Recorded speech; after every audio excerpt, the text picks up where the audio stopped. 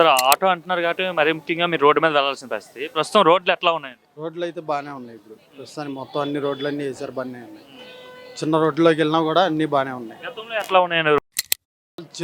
పెద్ద రోడ్లు ఎట్లా ఉన్నా చిన్న రోడ్లోకి వెళ్ళాలంటే భయం వేసేది. మెయిన్ ఎక్కడ ఏ గొయ్యి ఉందో, వాన పడితే చిన్న వాన పడినా తెలిసేది కాదు అసలు. ఆల్రెడీ ఓసారి నేను అలాగే దెబ్బతిన్నా. ఇదిగో అంటే చూపించండి.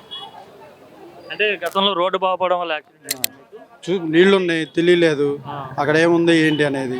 గోతులో దిగబడింది, ఆటో పడిపోయింది. అప్పుడు కస్టమర్స్ ఏమనేవారండి? పాసింజర్ ఏమంటారు, వాళ్ళు ఆటోలో అప్పుడు ఎవరు లేరు. నా అదృష్టం అంటే జనరల్ గా అప్పుడు ఆ రోడ్ల పరిస్థితి చూసి పాసింజర్స్ ఏమనేవాళ్ళు? నేనేం మాట్లాడుతున్నాను, వాళ్ళు కూడా అలాగే అంటారు. ఈ రోడ్లు ఎప్పుడు బాగుపడతాయి, మనం ఎప్పుడు ప్రశాంతంగా ఉంటామని.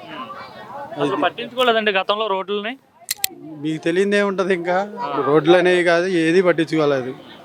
డబ్బులు ఇవ్వడం ఆటో వాళ్ళకి కానీ ఇవన్నీ ఇచ్చారు, కానీ ఏం సుఖం లేకుండా ఉంది.